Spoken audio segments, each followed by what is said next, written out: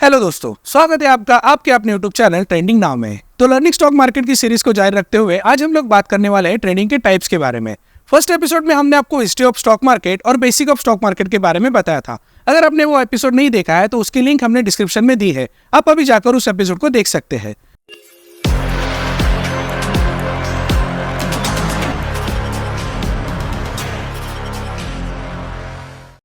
तो स्टार्ट करते हैं ट्रेडिंग के टाइप्स के साथ।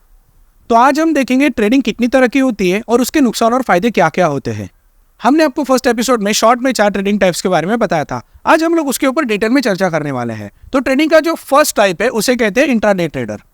इंट्राडे ट्रेडिंग मतलब आप किसी कंपनी के शेयर को उसी दिन खरीद कर उसी दिन बेच देते हैं। इंट्राडे ट्रेडिंग में जो ट्रेडर होते हैं वो मार्केट के शॉर्ट टर्म फ्लक्चुएशन का फायदा उठाते हैं। मान के चलिए कभी किसी स्टॉक में अचानक कोई न्यूज आई हो या तो फिर बजट जैसा कोई स्पेशल दिन हो, तो ऐसे समय में मार्केट में बहुत ही अच्छा उतार चढ़ाव होता है। तो इंट्राडे ट्रेडर जो होते हैं वो मार्केट के इसी फ्लक्चुएशन का फायदा उठाते हैं। तो इंट्राडे ट्रेडिंग में एक तरीका होता है कि स्टॉक को निचले स्तर पर खरीद कर उसे ऊंचे दाम पर बेच देना, और दूसरा तरीका होता है स्टॉक को ऊंचे वैल्यू पर सेल करके नीचे खरीद लेना, मतलब हम लोग उसे शॉर्ट सेलिंग कहते हैं।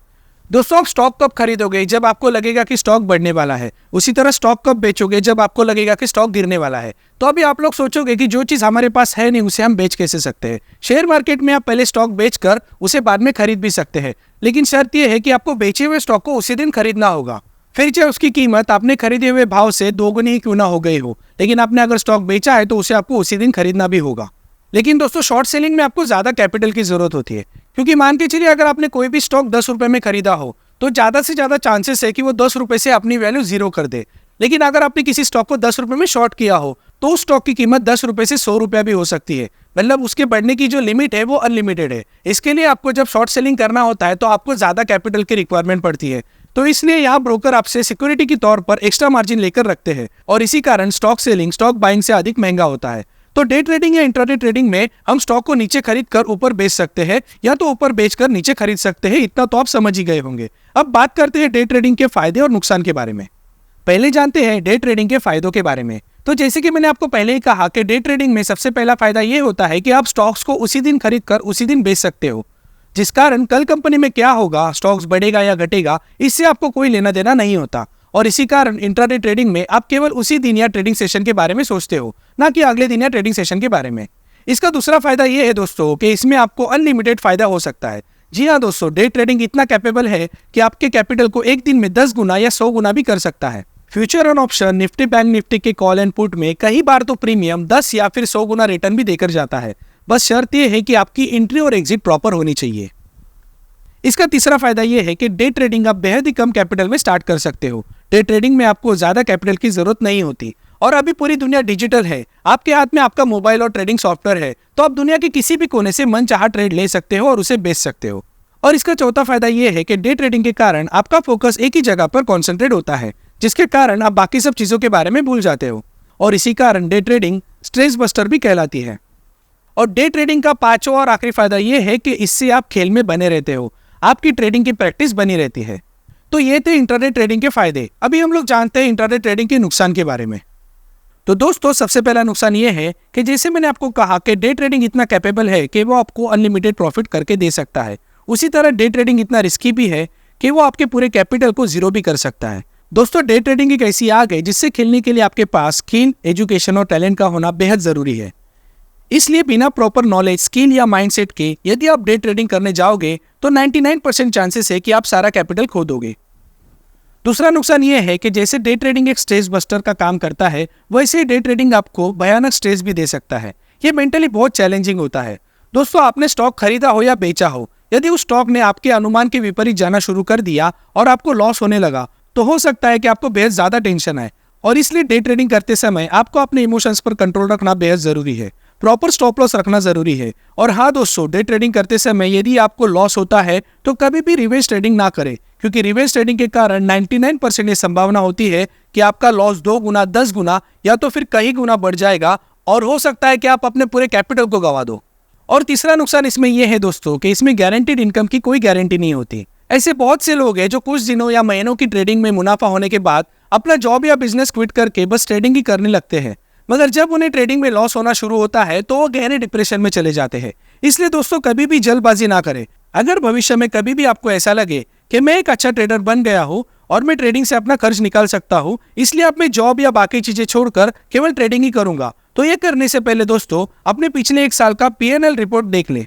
आपको कितनी बार प्रॉफिट हुआ, कितनी बार लॉस हुआ, इसका अध्ययन कर ले। आपके पास अगले 6 महीने या 1 साल तक का बैकअप फंड रखें, जिससे कि यदि आपको ट्रेडिंग में नुकसान होता है तो भी उसका असर आपके जीवन पर ना पड़े और आप डिप्रेशन में ना जाए। तो दोस्तों ये थी जानकारी इंट्राडे ट्रेडिंग के बारे में। अब हम लोग जानेंगे ट्रेडिंग के दूसरे टाइप के बारे में, जो है स्विंग ट्रेडिंग। जैसे कि इंट्राडे ट्रेडिंग में ट्रेडर जो होते हैं वो अपने स्टॉक को उसी दिन खरीदकर उसी दिन बेच देते हैं, लेकिन स्विंग ट्रेडिंग में जो ट्रेडर होते हैं वो अपने स्टॉक को खरीदने के बाद मुनाफा मिलने तक उसे कई दिन या हफ्तों या महीनों तक भी होल्ड कर सकते हैं, जिसे हम लोग स्विंग ट्रेडिंग कहते हैं। तो अभी हम लोग जानते हैं स्विंग ट्रेडिंग के फायदे और नुकसान के बारे में।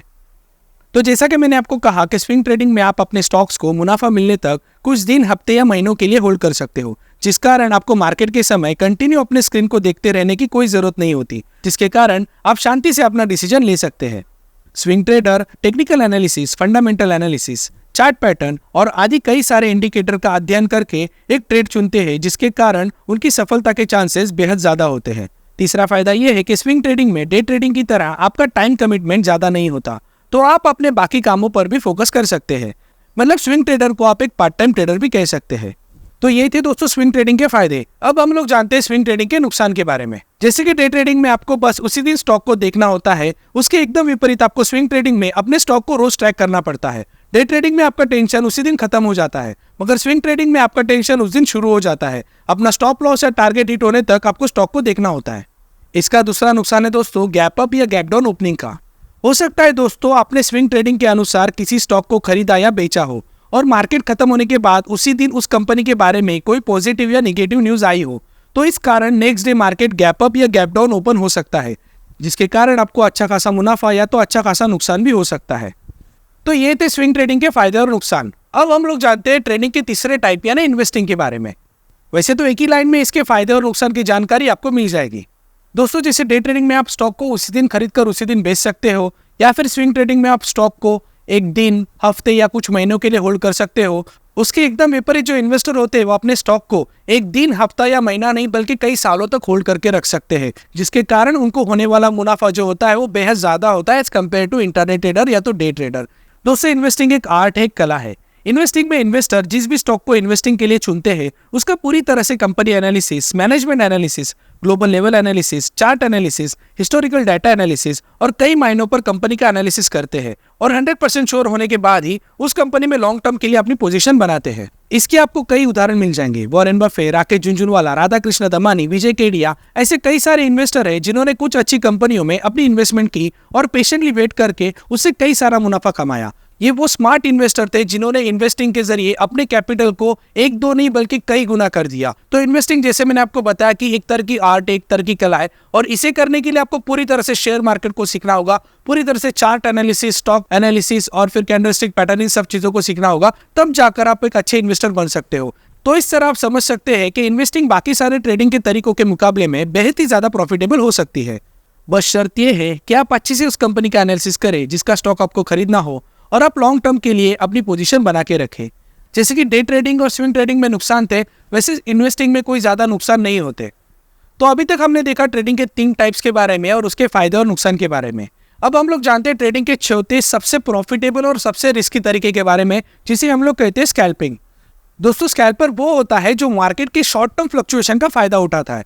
स्कैल्पर अपनी पोजीशन 1 मिनट से लेकर ज्यादा से ज्यादा 1 घंटे तक होल्ड कर सकता है। कुछ स्कैल्पर तो उससे भी कम टाइम का ट्रेड लेते हैं। स्कैल्पिंग में जो ट्रेडिंग होती है उसमें आपको बेहद ही ज्यादा प्रॉफिट बहुत ही कम समय में हो सकता है, लेकिन दोस्तों बेहद ही ज्यादा नुकसान भी आपको बहुत कम समय में हो सकता है, क्योंकि स्कैल्पर जो स्कैल्पिंग करते हैं उसके लिए उन्हें बहुत बड़े कैपिटल की जरूरत होती है। आपको याद होगा इसी साल आई हिंडनबर्ग की रिपोर्ट के कारण अदानी ग्रुप की लगभग सभी कंपनियों के शेयर प्राइस में भारी गिरावट देखने को मिली थी और इस समय बहुत से स्कैल्पर ने शॉर्ट सेल करके इससे बहुत अच्छा मुनाफा कमाया था। दोस्तों स्कैल्पिंग के फायदे और नुकसान वही है जो मैंने आपको डे ट्रेडिंग में बताए थे, पर सबसे खतरनाक नुकसान तो ये है दोस्तों कि इसमें जो स्कैल्पर होते हैं वो कभी भी ज्यादा कैपिटल और ज्यादा क्वांटिटी से ट्रेड करते हैं, जिसके कारण उनको शॉर्ट टर्म में ज्यादा से ज्यादा मुनाफा होता है, पर यदि लिया हुआ ट्रेड आपके फेवर में नहीं जाता है तो होने वाला नुकसान भी बेहद गंभीर हो सकता है। इसलिए बिना पूरी जानकारी के कभी भी ऐसे ट्रेड करने की गलती ना करें।